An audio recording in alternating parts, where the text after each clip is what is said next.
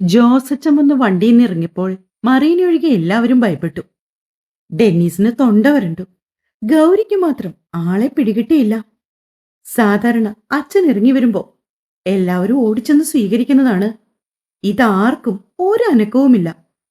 കർത്താവേ, നീ തന്നെ അഭയമെന്ന് ഡെന്നീസ് മനസ്സിൽ പറഞ്ഞു. ജോസൂട്ടി എന്താ വിളിച്ചു പറയാതെ വന്നത്? വല്യമ്മച്ചി ചോദിച്ചു. എനിക്ക് അമ്മയെ കാണുമെന്ന് തോന്നി. പിന്നെ നമ്മുടെ കുറുമ്പത്തിയെ. എവിടെ ആ കാന്താരി? അച്ഛൻ ടീനയെ നോക്കി. അവൾ ഉറങ്ങും അച്ഛാ, ടീന പറഞ്ഞു. ഡെന്നീസ് ഇന്ന് പോയില്ലട മോനെ? അച്ഛൻ സോഫയിലേക്ക് ഇരുന്നുകൊണ്ട് ചോദിച്ചു. ഞാനിന്ന് അവധി എടുത്തിരുന്നു, അവൻ ഭവ്യതയോടെ പറഞ്ഞു. പെട്ടെന്ന് ഡെന്നീസ് അടുത്ത് കിടന്ന ദിവാൻ കോട്ടിലേക്ക് മറിഞ്ഞു വീണു. അയ്യോ, തലയിൽ ഇരുട്ട് കയറുന്ന പോലെ. അവൻ പറഞ്ഞു. ഡെന്നീസേട്ട, എന്തു പറ്റി? ഡെന്നീസേട്ട. പെട്ടെന്നൊരു പെൺകുട്ടി ഡെന്നീസിന്റെ മുഖം പിടിച്ചു കുലുക്കി. ഡെന്നീസേട്ട, കണ്ണു തുറക്ക്. അവൾ ഒരു സെക്കൻഡ് കൊണ്ട് അടുക്കളയിലേക്ക് ഓടിപ്പോയി. ഒരു കപ്പിൽ വെള്ളം കൊണ്ടുവന്ന് മുഖത്തേക്കൊഴിച്ചു. ഡെന്നീസ് പതിയെ ചുറ്റും കണ്ണു തുറന്നു നോക്കി. ജോസച്ചന് മാത്രം ഗൗരിയെ മനസ്സിലായില്ല. അച്ഛൻ അന്തം വിട്ട് നിൽക്കുവാണ്. ആൻസി, ഏതാണീ പെൺകുട്ടി? അച്ഛൻ ചോദിച്ചു. മറുപടി പറയാൻ അവളുടെ നാവ് പൊങ്ങിയില്ല. ഡെന്നീസും ഇന്നുകെട്ടിയ പെണ്ണാണച്ചാ ഇത്. മെറീനയാണ് ആദ്യത്തെ അമ്പെറിഞ്ഞത്. ഡെന്നീസിനെ ഗൗരി പതിയെ താങ്ങി പിടിച്ചിരുത്തി. മറീന എന്താ പറഞ്ഞത്? ഇവന്റെ കെട്ട് കഴിഞ്ഞെന്നോ? നിനക്ക് തലയ്ക്ക് വല്ല ഓളം ഉണ്ടോ കുഞ്ഞെ? അച്ഛൻ ചോദിച്ചു. എനിക്ക് ദൈവകൃപയാൽ ഒരു കുഴപ്പമില്ലച്ചാ. അച്ഛൻ വല്യമ്മച്ചോട് ചോദിക്കൂ. അമ്മയുടെ മുഖം കണ്ടപ്പോ എന്തൊക്കെയോ പ്രശ്നം പോലെ അദ്ദേഹത്തിന് തോന്നി. വരൂ അമ്മേ, നമുക്ക് അകത്തിരുന്ന് സംസാരിക്കാം. ജോസച്ചൻ വല്യമ്മച്ചിയുടെ റൂം ലക്ഷ്യമാക്കി നടന്നു. അടക്കിപ്പിടിച്ച സംസാരം എല്ലാവർക്കും കേൾക്കാം അവരുടെ മുറിയിൽ നിന്ന്. എന്താ അമ്മേ ഞാനീ കേൾക്കുന്നതൊക്കെ? കഴിഞ്ഞതെല്ലാം നിങ്ങൾ മറന്നോ? അച്ഛൻ ക്ഷുഭിതനായി. മോനെ, ഇപ്പോഴത്തെ കുട്ടികളല്ലേടാ, നമുക്ക് എന്ത് ചെയ്യാനാ? അവൾ എന്ത് തെറ്റാടാ ചെയ്തേ? നമ്മുടെ കുഞ്ഞു വിളിച്ചപ്പോ അവൾ എല്ലാം ഉപേക്ഷിച്ച് ഇറങ്ങി വന്നതോ? ഉയർന്ന കുടുംബത്തിലെ ഒരു സാറ് വന്ന് വിവാഹം ഉറപ്പിച്ചതാ. അതെല്ലാം മറന്ന് അവൾ ഇവന്റെ കൂടെ വന്നത്. നായരുകുട്ടിയാണെന്ന് എനിക്ക് അറിയില്ലായിരുന്നു. വല്യമ്മച്ചി ഓരോ കാര്യങ്ങൾ പറഞ്ഞുകൊണ്ടിരുന്നു. ഗൗരി, ഇവിടെ വന്നേ കൊച്ചേ. വല്യമ്മച്ചി വിളിച്ചത് കേട്ട് ഗൗരി അങ്ങോട്ട് ചെന്നു. അച്ഛനെ നോക്കിയപ്പോ ഗൗരിക്ക് പേടിയായി. പക്ഷെ അച്ഛൻ ശാന്തനായിരുന്നു. വല്യമ്മച്ചിക്ക് ഗൗരിയെ കാര്യമാണെന്ന് അച്ഛന് മനസ്സിലായി. അവൾ അച്ഛന്റെ കാലിൽ തൊട്ട് വന്നിച്ചു. അച്ഛൻ അവളെ പിടിച്ചെഴുന്നേൽപ്പിച്ചു. നന്നായി വരട്ടെ, അച്ഛൻ പറഞ്ഞു. ഗൗരിക്ക് കിട്ടിയ ആദ്യ അനുഗ്രഹമായിരുന്നു അത്. എനിക്ക് കുറച്ച് സംസാരിക്കണം കുട്ടിയോട്, അച്ഛൻ ഗൗരിയോട് പറഞ്ഞു. മോളെ, ഞാൻ പാലക്കാട് ഒരു ഉൾനാടൻ ഗ്രാമത്തിലാണ് ആദ്യമായിട്ട് സഭയുടെ ആവശ്യപ്രകാരം ശുശ്രൂഷയ്ക്ക് പോയത്. ആ ഗ്രാമം ഒരു വികസനവും ഇല്ലാത്തതായിരുന്നു. കുഞ്ഞുങ്ങൾക്ക് വിദ്യാഭ്യാസമോ ഭക്ഷണമോ വസ്ത്രമോ ഒന്നുമില്ലായിരുന്നു. നിങ്ങളുടെ ഭാഷയിൽ ഒരു പട്ടിക്കാട്. ഞാൻ ഒരുപാട് പ്രയത്നം കൊണ്ടും കൗൺസിലിംഗ് കൊണ്ടുമൊക്കെ ആ ഗ്രാമം മാറ്റിയെടുത്തു. അപ്പോ എന്നെപ്പോലെ തന്നെ, ഒരുപക്ഷെ എന്നേക്കാൾ കൂടുതൽ എന്റെ തണലായി ഉണ്ടായിരുന്ന എന്റെ സ്നേഹിതൻ, ഒരു അലക്സ് കുരുവിള. അയാളൊരു ഡോക്ടറായിരുന്നു. അതിലുപരി ഒരു സാമൂഹ്യ പ്രവർത്തകൻ.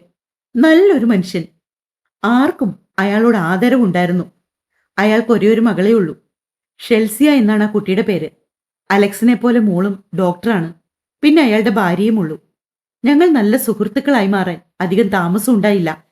എന്നെ കാണാൻ നാട്ടിൽ നിന്ന് വന്ന ഡെന്നീസിനെ അലക്സിന് ഒരുപാട് ഇഷ്ടമായി. അയാൾക്ക് മകളെ കൊണ്ട് വിവാഹം കഴിപ്പിക്കാൻ താല്പര്യമുണ്ടെന്ന് പറഞ്ഞു. ഇവിടെ പറഞ്ഞപ്പോ എല്ലാവർക്കും താല്പര്യമായി. ഡെന്നീസ് ആ കുട്ടിയെ കണ്ടിട്ടുണ്ട്. അവനും ഇഷ്ടപ്പെടുമെന്ന് ഞങ്ങൾക്ക് ഉറപ്പുണ്ടായിരുന്നു. ഇവനൊരു എതിരഭിപ്രായവും പറഞ്ഞിട്ടില്ലായിരുന്നു. അലക്സ് ഇന്നും എന്നെ വിളിച്ചു, അവരുടനെ ഇങ്ങോട്ട് ഇറങ്ങുന്നുണ്ടെന്ന്. പക്ഷെ ഇവിടെ വന്നപ്പോഴാണ് ഞാനിതെല്ലാം അറിഞ്ഞത്. വിവാഹ സ്വപ്നങ്ങൾ കണ്ട് നടക്കുകയാണ് ആ പെൺകുട്ടിയും. അച്ഛൻ പറഞ്ഞു നിർത്തി. ഗൗരിക്ക് ഇതെല്ലാം പുതിയ അറിവായിരുന്നു. കുട്ടിയൊന്നും പറഞ്ഞില്ല. ജോസച്ചൻ അവളെ നോക്കി. അച്ഛൻ പറയുന്ന പോലെ ഞാൻ അനുസരിക്കും. ആ കുട്ടിയുടെ ജീവിതം ഞാൻ നശിപ്പിക്കില്ല. ഡെന്നീസിന്റെ പപ്പയും മമ്മിയും ആരുടെ മുമ്പിലും തലകുനിക്കേണ്ട. ഡെന്നീസിനെ ഞാൻ പറഞ്ഞു മനസ്സിലാക്കാം. ഗൗരി ഉറച്ച വാക്കുകളോടുകൂടിയാണ് അത് പറഞ്ഞത്. എല്ലാവരും പകച്ചുപോയി, ജോസച്ചൻ പോലും. ഗൗരി പെട്ടെന്നിങ്ങനെ പറയൂന്ന് ആർക്കും ഓർമ്മയെ പോലും ഇല്ലായിരുന്നു. ഗൗരിയെ ഞാൻ എന്റെ മരണം വരെ ഇവിടുന്ന് വിടില്ല ജോസൂട്ടി. വല്യമ്മച്ചിയാണത് പറഞ്ഞത്. പൊന്നാമ്പലിനെ എടുത്തുകൊണ്ടുവന്ന ടീനയും പറഞ്ഞു ഗൗരി ഇവിടുന്ന് പോകണ്ടെന്ന്. നന്നാൻറ്റി, പൊന്നാമ്പൽ അവളുടെ നേർക്ക് ചിരിച്ചു. എന്താ ഡെന്നീസ്, നിന്റെ അഭിപ്രായം? ജോസച്ചൻ ചോദിച്ചു. എന്റെ കൊച്ചിനെ പ്രസവിച്ചിട്ട് നീ പൊയ്ക്കോ, എവിടാന്ന് വെച്ചാ. എനിക്കെന്റെ കുഞ്ഞിനെ വേണം. ഇതും പറഞ്ഞവൻ റൂമിലേക്ക് പോയി. ദൈവമേ, അടുത്ത ബോംബ് കൂടി പൊട്ടിയോ? ഗൗരി വിരണ്ടു നിൽക്കുന്നു. മറീന ഗൗരിയെ ഉറ്റുനോക്കി നിൽക്കുന്നു. വല്യമ്മച്ചിയുടെയും ടീന ചേച്ചിയുടെയും മുഖത്ത് സന്തോഷമാണ്. അവളെ കൂടുതൽ ഞെട്ടിച്ചത് മമ്മി ആദ്യമായി അവളെ വാത്സല്യത്തോടെ നോക്കിയതാണ്. മോള് റൂമിലോട്ട് ചെല്ല്. ഇപ്പൊ ഇവിടുന്ന് നീ എങ്ങോട്ടും പോകണ്ട. ഒളിപ്പിച്ചു വെച്ചല്ലേ നീ? വല്യമ്മച്ചിയാണ് പറയുന്നത്. ജോസച്ചൻ കാർ ഡ്രൈവറെ യാത്രയാക്കിയിട്ട് മടങ്ങി മുറിയിലേക്ക് പോയി. അയ്യേ, മമ്മി ഇവന് നാണമില്ലേ? മറീന മൂക്കത്ത് വിരൽ വെച്ചു. വന്നിട്ട് 3 months ആയതേ ഉള്ളൂ. കഷ്ടം. നീ വന്നിട്ട് എത്ര കാലമായി? എന്നിട്ടെന്തായി? മമ്മി ചോദിച്ചത് കേട്ടപ്പോ ടീനിക്ക് സന്തോഷമായി. ഗൗരി റൂമിൽ വന്നപ്പോ ഡെന്നീസ് കട്ടിലിൽ കിടക്കുവാണ്. ഒറ്റ ഓട്ടത്തിന് വന്നവൾ അവനെ വലിച്ച് നിലത്തേക്കിട്ടു. അയ്യോ എന്ന് അവനൊരു ഒറ്റ അലർച്ച. എന്നിട്ട് ഒരു തരത്തിൽ എഴുന്നേറ്റ് കട്ടിലിലിരുന്നു. ഡെന്നീസ് എന്ത് പച്ച കള്ളമാ പറഞ്ഞത്? ഞാൻ പ്രഗ്നന്റ് ആണെന്നോ? ദൈവമേ, ഞാൻ അവരുടെ മുഖത്തെങ്ങനെ നോക്കും? നാണക്കേട്. ഡെന്നീസ് വിജയത്തിനു വേണ്ടി എന്ത് കള്ളത്തരവും പറയുമല്ലേ? ഗൗരി ഇപ്പൊ കരഞ്ഞു പോകുമെന്ന് അവന് തോന്നി. പിന്നെ നീ പറയുന്നത് കേട്ട് നിന്നെ കൊണ്ടുപോയി നിന്റെ വീട്ടിൽ വിടണോടി. കാരണക്കുറ്റി നോക്കി ഒന്ന് പൊട്ടിക്കാൻ എനിക്ക് തോന്നിയേ. ഡെന്നീസ് ദേഷ്യം അഭിനയിച്ചു. ഡെന്നീസ്, അതൊക്കെ ശരി, പക്ഷെ അവരെല്ലാരും സന്തോഷത്തിലാ. ഗൗരി വാക്കുകൾ കിട്ടാതെ വിഷമിച്ചു. വൈകിട്ട് പപ്പ വരുമ്പോ എങ്ങനെ ഞാൻ അവരുടെ മുഖത്ത് നോക്കും? ടീന ചേച്ചിക്ക് എത്ര വർഷം കൂടി ഉണ്ടായതാ പൊന്നാമ്പലെന്ന് നിനക്കറിയാമോ? ഡെന്നീസ് അവളോട് ചോദിച്ചു. അതൊക്കെ ശരി, പക്ഷെ എനിക്ക് അങ്ങനൊന്നും ഇല്ലല്ലോ ഡെന്നീസ്. ഉണ്ടടി, എന്റെ മനസ്സ് പറയുന്നുണ്ട് നിന്റെ വയറ്റിൽ എന്റെ കുഞ്ഞു വളരുന്നുണ്ടെന്ന്. നീ കണ്ടോ ഗൗരി? ഡെന്നീസ് അവളെ തന്നിലേക്ക് അടുപ്പിച്ചുകൊണ്ട് പറഞ്ഞു.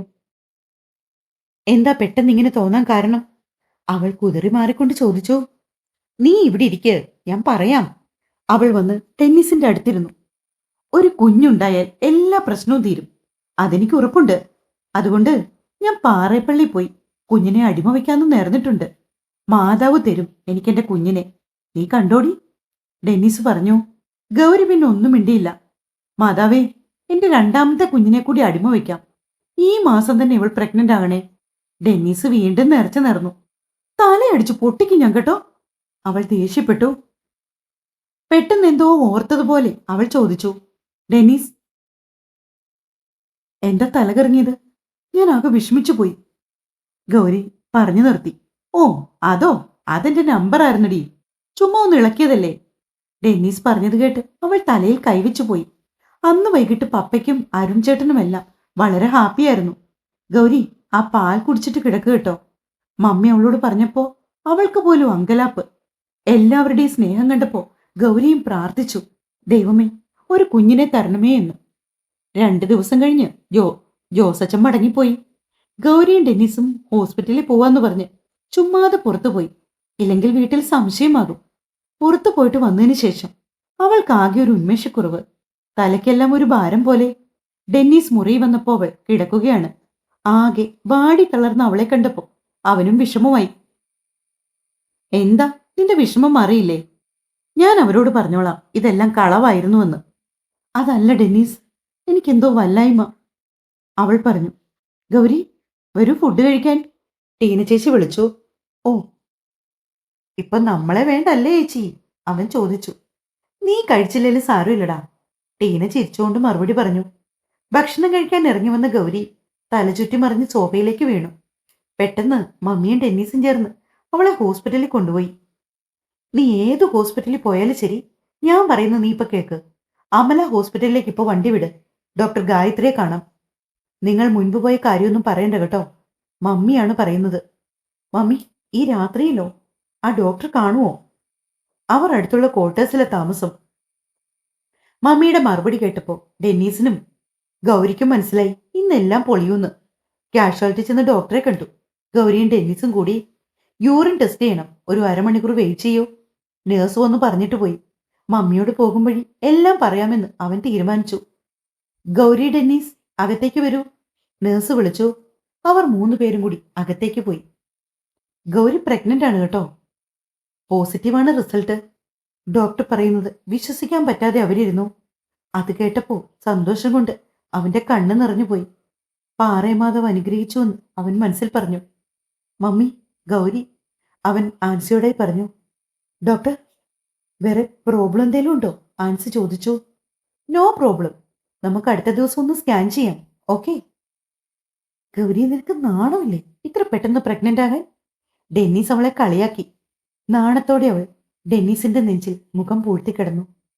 പിന്നീട് അങ്ങോട്ട് സന്തോഷത്തിന്റെ നാളുകളായിരുന്നു. ഗൗരിക്ക് ഇത് 4-ാം മാസമാണ്. രാവിലെ എഴുന്നേറ്റ് ബ്രഷ് ചെയ്യാൻ മാത്രം ഗൗരിക്ക് പറ്റില്ല. അപ്പോൾ തുടങ്ങും മനം പുരട്ടലും ഓക്കാനവും. ഡെന്നീസിന്റെ പെർഫ്യൂമിന്റെ സുഗന്ധമാണ് അവൾക്ക് ഒട്ടും പിടിക്കാത്തത്. ഡെന്നീസ് അടുത്തു വരുമ്പോ അവൾക്ക് ഛർദ്ദി തുടങ്ങും. അതുകൊണ്ട് അവൻ ജോലിക്ക് പോകുമ്പോ ഗൗരി പുറത്ത് എവിടെയെങ്കിലും ആയിരിക്കും. എല്ലാവർക്കും ഗൗരിയെ വലിയ കാര്യമായിരുന്നു. മമ്മിക്കുണ്ടായ മാറ്റമാണ് എല്ലാവരെയും അമ്പരപ്പിച്ചത്. മറീന് മാത്രം പഴയ പോലെ തന്നെയാണ്. അവൾക്ക് ഗൗരിയോടുള്ള പക മാത്രമായിരുന്നു മനസ്സിൽ. ഗൗരിക്ക് ഒരു ദിവസം ഭയങ്കര ആഗ്രഹം മസാല ദോശ കഴിക്കണമെന്ന്. അവൾ ഡെന്നീസിനെ വിളിച്ചപ്പോ പുറത്തു പോകാം, റെഡി ആയിക്കോളാൻ അവൻ പറഞ്ഞു. അങ്ങനെ ഗൗരി ഒരുങ്ങി നിന്നു. ഡെന്നീസ് വന്നപ്പോ പപ്പ അവനോട് പറഞ്ഞു, ബൈക്കിൽ പോകണ്ട, കാറിൽ പോയാൽ മതിയെന്ന്. അങ്ങനെ രണ്ടുപേരും കൂടി പപ്പയുടെ കാറിൽ ഉടുപ്പി ഹോട്ടലിൽ പോയി. മസാല കഴിച്ചുകൊണ്ടിരുന്നപ്പോഴാണ് ഗൗരി അവളുടെ കൂട്ടുകാരി സൗപർണികയെ കണ്ടത്. അവളും അവളുടെ ചേട്ടനും കൂടി വന്നതാണ് അവിടെ. ഗൗരി, ഹായ്. സൗപർണിക പരിസരം പോലും മറന്ന് ഓടി വന്നു. ഗൗരിയെ കണ്ട് അവൾ ഞെട്ടിപ്പോയി. ഗൗരി പഴയതിന് സുന്ദരിയായിരിക്കുന്നു. ഗൗരി സൗപർണികയെ കണ്ട് എഴുന്നേറ്റപ്പോഴാണ് അവൾ ശ്രദ്ധിച്ചത് ഗൗരിയുടെ വയറ് ചെറുതായി വീർത്തിരിക്കുന്നത്. ഉണ്ണിക്കണ്ണ, എന്താടി കാണുന്നത്? ഇത്ര പെട്ടെന്ന് പണി പറ്റിച്ചോ? സൗപർണികയുടെ ചോദ്യം കേട്ട് ഗൗരി ചൂളിപ്പോയി. അടുത്തിരുന്ന ആളുകളൊക്കെ ശ്രദ്ധിക്കാൻ തുടങ്ങി.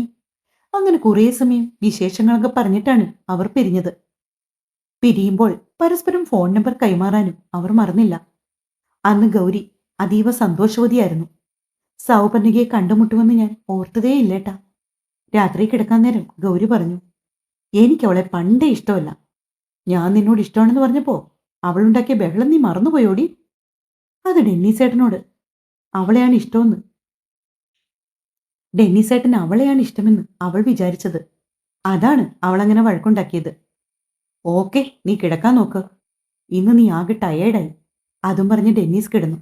ഗൗരി പതിയെ കിടക്കാൻ തുടങ്ങിയപ്പോഴാണ് അവളുടെ മൊബൈൽ ശബ്ദിച്ചത്. ആരാണിപ്പോ ഈ നേരത്ത് എന്ന് പറഞ്ഞ് ഫോൺ എടുത്തപ്പോൾ സൗപർണിക. ഹലോ, എന്താണ് ഈ നേരത്ത്? ഗൗരി അവളോട് സംസാരിച്ചു. ഡെന്നിസേട്ടൻ കിടന്നു. ആണോ? ഒരു വിവരവും ഇല്ലടി. അവളുടെ കാര്യം ഓർക്കുമ്പോൾ സങ്കടാ. ഓക്കെ, നീ ഒന്ന് അന്വേഷിക്കുവോ? താങ്ക്സ് ഡി. Bye. Good night. Gauri phone വെച്ചു. അവളെന്താ ഇപ്പോൾ വിളിച്ചത്? ഡെന്നിസ് ചോദിച്ചു. വെറുതെ വിളിച്ചതായേട്ടാ. അച്ഛനെയും അമ്മയും പറ്റി ഒന്ന് തിരക്കാൻ ഞാൻ അവളോട് പറഞ്ഞു. അതും പറഞ്ഞ് അവൾ കിടന്നു. ഡെന്നിസ് രാവിലെ ജോലിക്ക് പോയി. ഗൗരി പൊന്നാമ്പലിനെ കളിപ്പിച്ചുകൊണ്ടിരിക്കുമായിരുന്നു.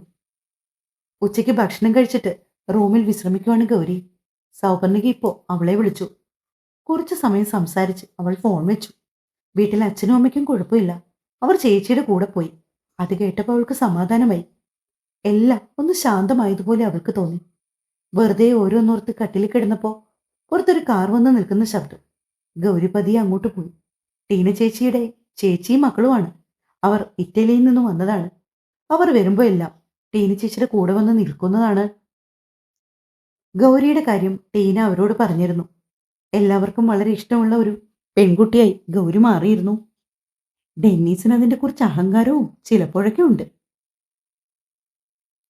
മെറീനയ്ക്കും ഇപ്പോൾ ഗൗരിയെ വളരെ കാര്യമാണ്. ഗൗരിക്ക് 5-ാം മാസത്തിലെ സ്കാനിംഗ് ഉണ്ട്. പോകാൻ റെഡിയാവും കേട്ടോ. ടെന്നീസ് അവളോട് പറഞ്ഞിട്ട് കുളിക്കാൻ കയറി. ഗൗരി ചുരിദാറിട്ട് നിന്നപ്പോൾ ടീന അങ്ങോട്ട് വന്നു. ഗൗരി ഇന്നലെ പൊന്നാമ്പലിനെ എടുത്തോണ്ട് ഞങ്ങളുടെ റൂമിലേക്ക് വന്നപ്പോൾ ആൻഡ്രിയ മോളുടെ ഡയമണ്ട് നെക്ലസ് കണ്ടായിരുന്നോ?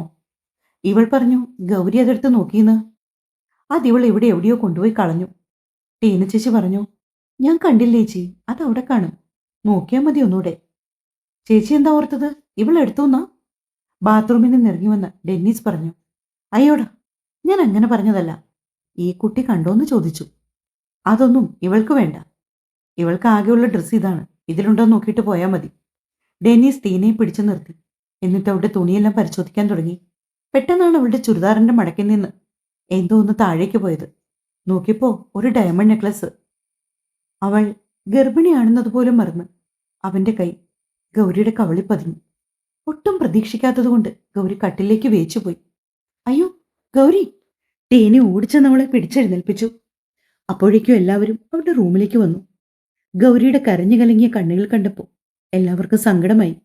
വിഷമം കൊണ്ട് അവളുടെ അതരം വല്ലാണ്ട് വിറയ്ക്കുന്നുണ്ടായിരുന്നു. എല്ലാവരും ഒന്ന് ഇറങ്ങി പോകുന്നുണ്ടോന്ന് ഡെന്നീസ് അലറി. അവനിലെ പെട്ടെന്നുണ്ടായ മാറ്റം അവരെ അമ്പരപ്പിച്ചു. ഓരോരുത്തരായി അവർ പിൻവാങ്ങി. ഗൗരിക്ക് മരിച്ചു വീണാൽ മതിയെന്നായി അപ്പോൾ. അവളുടെ ഫോൺ ചലിച്ചു. അതെടുക്കാൻ പോയി അവളെ തടഞ്ഞുകൊണ്ട് ഡെന്നീസ് അവളുടെ ഫോൺ എടുത്തു. ഹലോ ഗൗരി, വിഷ്ണു സാർ വിളിക്കുന്നത് അവൾ ലൗഡ് സ്പീക്കറിൽ കൂടി കേട്ടു. പെട്ടെന്ന് തന്നെ കോൾ കട്ടായി. എന്തിനാടി നീ ചതി എന്നോട് ചെയ്തത്? എന്ത് തെറ്റാടി ഞാൻ ചെയ്തത്? നിന്നെ ജീവന തുല്യ സ്നേഹിച്ചതോ? എന്റെ വീട്ടുകാരെ പോലും മറന്ന് നിന്നെ സ്വന്തമാക്കിയതോ? പറയടി, എടി പറയാൻ. അവന്റെ അടുത്ത അടി കൂടി അവളുടെ കവളത്തു പതിഞ്ഞു. പക്ഷെ അവൾ അനങ്ങിയില്ല. ആ കണ്ണുകളിൽ നിന്ന് കണ്ണീർ ഒഴുകി ഒലിച്ചുകൊണ്ടിരുന്നു. എന്റെ പേഴ്സ് നീ എടുക്കുന്നതും ക്യാഷ് അടിച്ചു മാറ്റുന്നതും ഒക്കെ ഞാൻ കണ്ടിരുന്നു. എല്ലാം ഞാൻ കണ്ടില്ലെന്ന് നടിച്ചടി. നിന്നെ കൊണ്ട് ഇത് ഞാൻ പറയിപ്പിക്കും. ഇന്നലെ നീ ആ പാവം കൊച്ചിന്റെ നെക്ലേസ് കൂടി എടുത്തു മാറ്റി. എങ്ങനെ നിനക്കിങ്ങനെ ആകാൻ കഴിഞ്ഞു? നിന്റെ ഏതാഗ്രഹമാണ് ഞാൻ സാധിച്ചു തരാത്തത്? പറയടി. എല്ലാം ഞാൻ സഹിക്കാം. പക്ഷെ സാറുമായിട്ടുള്ള നിന്റെ ഫോൺ വിളി, അതുമാത്രം ഞാൻ സഹിക്കില്ലടി. പറഞ്ഞുകൊണ്ടവൻ ഫോൺ തല്ലി പൊട്ടിച്ചു. ഡെന്നിസിന്റെ കല്ലി അടങ്ങുന്നില്ല. അവൻ ദേഷ്യം കൊണ്ട് വിറച്ചു.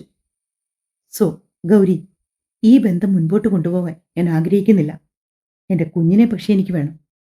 അതുകൊണ്ട് ഡെലിവറി കഴിയും വരെ നിനക്കിവിടെ കഴിയാം.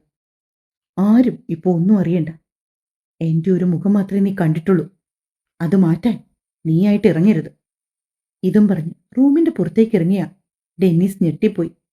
എല്ലാം കേട്ടുകൊണ്ട് വെളിയിൽ നിൽക്കുന്ന മറീന, കൂടെ ടീന ചേച്ചിയും. ഇത് പിന്നെ എല്ലാവരും അറിയാൻ അധികം സമയമുണ്ടായില്ല. ഇത്രയും ദിവസം എല്ലാവർക്കും പ്രിയപ്പെട്ടവളായിരുന്ന ഗൗരി ഒരു അന്യയായി മാറാൻ അധിക സമയം വേണ്ടി വന്നില്ല. ആരും അവളെ ഭക്ഷണം കഴിക്കാൻ വിളിക്കാതായി. ആകെ ആശ്രയമായ ടീന ചേച്ചി പോലും അവളെ കണ്ട മിണ്ടാതായി. പകൽ മുഴുവനും ഗൗരി റൂമിലാണ്. വൈകിട്ട് ഡെന്നീസ് വന്നു കഴിഞ്ഞാൽ അവനും ഗൗരിയോട് മിണ്ടാതെയായി. ആരോടും ഒരു പരാതിയും പറയാതെ അവൾ കഴിഞ്ഞുകൂടി. കാരണം അവൾക്ക് പോകാൻ മറ്റൊരു സ്ഥലമില്ലായിരുന്നു. അവളുടെ കവിൾത്തടം കണ്ടപ്പോൾ അവനുള്ളു നീറി. ആദ്യമായിട്ടാണ് അവളെ താൻ തല്ലിയത്. പക്ഷെ സാറിന്റെ ശബ്ദം ഓർത്തപ്പോൾ അവന് ദേഷ്യം കൂടി വന്നു. അവളുടെ വീർത്ത വയറിൽ നോക്കുമ്പോൾ ഇടയ്ക്കൊക്കെ അവന് സങ്കടം വരും. ആ വലിയ വയറും താങ്ങി അവളുടെ നടപ്പ് കാണുമ്പോൾ അവന്റെ ചങ്കു പിടയും. പക്ഷെ അവൾ കാണിച്ച കള്ളത്തരം, സാറിനെ ഫോൺ വിളിച്ചത് എല്ലാം കൂടി ഓർത്തപ്പോൾ അവന് പിന്നെയും കലി കയറും. ഒരു ദിവസം വൈകിട്ട് അവൾ വേലക്കാരിയെ ഉറക്ക വിളിച്ചു. അവളുടെ വിളി കേട്ടവർ ഓടി വന്നു. ഡെന്നീസും പെട്ടെന്ന് ഓടി വന്നു. എന്താ മോളെ? അവർ ചോദിച്ചു. ചേച്ചി, കുഞ്ഞ് ഭയങ്കരമായിട്ട് അനങ്ങുന്നു. എന്തെങ്കിലും കുഴപ്പമുണ്ടോ? അവൾ കരഞ്ഞുകൊണ്ട് ചോദിച്ചു. വയറിൽ കൈവച്ച് നോക്കിയിട്ട് അവൾ ചിരിച്ചു.